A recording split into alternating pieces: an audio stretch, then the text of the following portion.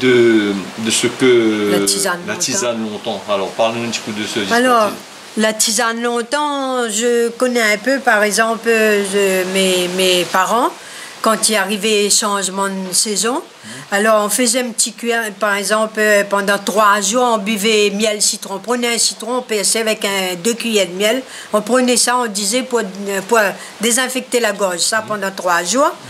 Après, c'était fini. On prenait la tisane, on appelle ça la tisane grand-mère. Et la tisane grand-mère, je rappelle, on mettait un morceau de la peau d'orange. Il fallait couper l'orange, fait sec au soleil. Un morceau de la peau d'orange. On mettait de la citronnelle, 2 feuilles de cannelle. Et puis un peu lavé à veine, on faisait la tisane pendant 1 semaine. Pour puager, pareil, on faisait nous puager avant, on nous donnait l'huile de ricin, ça c'était pas bon. C'était pas bon. Pendant 3 jours, ils puageaient avec l'huile de ricin, il fallait pas manger rien. Et sinon ça, avec l'huile de foie de morue aussi? Oui. Ah, moi j'ai connu l'huile de ricin avec l'huile plagnole. Oui. Ils faisaient ça pendant 3 jours, le matin il fallait donner ça à jeun. Et après ils faisaient nous cuire un peu de riz, comme un chouchou, avec un petit peu d'huile dedans, ils nous donnaient ça à manger pour toute la journée. Mais maintenant, l'huile plagnole, là, utilise ça pour faire la cuisine. Oui, et l'huile de ricin, l'interdit à vendre aussi maintenant. Oui, parce qu'elle est très les voilà. dangereux. Mais sinon ça, est-ce que vous avez des tisanes contre les personnes diabétiques, par exemple? Est-ce que vous connaissez quelques tisanes pour les personnes? Alors, la tisane pour les gens diabétiques, normalement, c'est... Moi, je connais que c'était les jambon blanc, mais ça, il ne faut pas prendre beaucoup, il faut connaître. Il ne faut pas abuser. Les graines de jambon aussi, il faut les graines de jambon aussi, voilà. Très bien aussi, mais pareil, la tisane, il ne faut pas abuser. Et donc, il faut connaître, prendre, c'est comme toutes les tisanes. La tisane, il ne faut pas prendre tous les jours. Il faut faire une cure, par exemple, le romarin est très bon pour le foie. Et par exemple, on boit 2 verres romarin par semaine, mais on ne prend pas ça tous les jours. La tisane, il faut connaître doser ça. Il ne faut pas prendre... Là, par exemple, les petits cerises à côte, là, j'ai un pied là. Et ça, le cœur, c'est très bon pour la fièvre courbature. Ça, c'est les personnes longtemps utilisent ça pour les nourrissons, là. Moi-même, jusqu'à maintenant, quand j'ai la fièvre courbature, je ne prends pas efferalgan, moi. Hein. J'utilise le cœur de cerise. On connaît. Oui, la plante efferalgan, là, on met 2 ou 3 feuilles pour mal de tête. Mais je bois pas ça moi. Moi, je prends cœur de cerise. Mais vous les passionnés de plantes, mais moi, de quoi on a quand même pas mal de... Oui, j'ai efferalgan, j'ai la citronnelle longtemps, j'ai le pied de cerise à côte, là, les cerises, ils viennent tomber, c'est la saison. Et donc, j'essaye de planter tout comme ça. J'ai romarin aussi, j'ai un peu de basilic, j'essaye de planter les tisanes longtemps. Hein. J'ai le géranium rosa, le géranium à la citronnelle. Tout ça, c'est le géranium, il y a quand même pas mal de variétés. Il y en a celui qui fait de l'essence avec, qui fait du parfum avec, qui fait des huiles essentielles. Mais je pense que quand Bana, il mélange tout. Hein.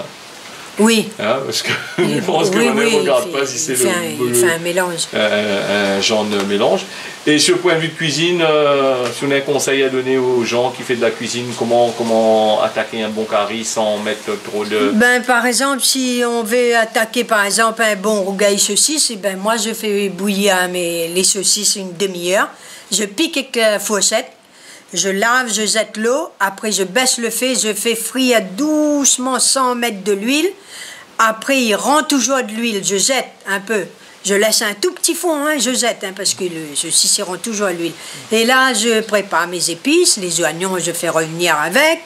Et après, j'écrase 2 ou 3 petits gousses l'ail, un petit peu de piment, le sel, le thym, safran, tomate. Et après, je fais revenir les oignons avec les saucisses. Après, je mets le piment, l'ail, sel, j'ai écrasé. Les tomates après. Un petit pointe de safran. Si tomate est bien mieux, je ne mets pas. S'il n'est pas trop mieux, je mets un tout petit peu de safran, juste pour donner la couleur. Je couvre, je laisse mijoter. Je ne mets pas d'eau. Parce que le tomate, il rend de l'eau. Et après, le rougail saucisse. Un bon grain avec. Après, je fais, avec le rougail saucisse, je fais toujours soit des lentilles ou haricots rouges. Ou, voilà. Vous ne pas raconté à moi à l'école, est-ce que vous la mangez à la cantine ou... Non, dans mon temps, on ne mangeait pas la cantine. Mais ils donnaient quand même un petit quelque chose, on dirait. Oui, longtemps, ils nous donnaient un bout de pain, c'est tout, hein, avec une sorte de confiture. Ouais. Mais on n'avait que ça dans mon temps. Hein, c'est pas évident. Après, parce que moi, mon papa, il m'a tiré à l'école. À 14 ans, j'allais plus à l'école. Moi, il fallait s'occuper des frères et sœurs. Hein. Ah oui, parce qu'on était nombreux et on était à 10. Mais est-ce que vous regrettez, ça m'a pas demandé où ça là, mais est-ce que vous regrettez ça, le fait que la tira à l'école? Ah oui, je regrette. Moi, une fois, j'ai reproché ça à mes parents. Et puis, à 16 ans, je me suis barrée. Je suis partie travailler à cause de ça parce que j'avais marre. Ouais. Je suis partie travailler employée de maison. Et jusqu'à maintenant, je travaille employée de maison. Ouais. Et je dis, je ne veux pas que mes enfants, ils ont vécu ce que moi j'ai vécu. C'est pour ça qu'on fait le nécessaire pour ça. Ah oui. Mais la vie n'était pas facile avant, mais elle était quand même un peu plus agréable que maintenant. Oui, voilà, la vie était très difficile avant. Après, peut-être ils n'avaient pas le choix parce que mon papa il travaillait, ma maman il travaillait, et puis j'étais la première fille. Ouais. Donc il fallait s'occuper. C'est ça qu'il faut. Elle n'est pas trop bon d'être la première dans une famille la plupart du temps. Autrefois, hein.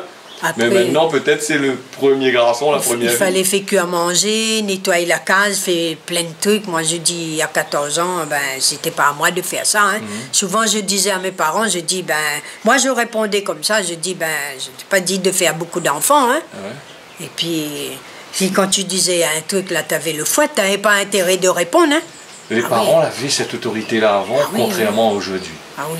Aujourd'hui, ils crient. Mais c'est pas pour ça qu'on a eu un coup de fouet ou 2-3 claques. On était battus, non, on n'était pas battus, mais on corrigeait l'enfant, voilà, correctement. Et ça aide à où un peu dans notre vie. Et voilà. Mais cette éducation-là, est-ce que vous l'avez fait suivre cette éducation-là ou de bonne marmaille?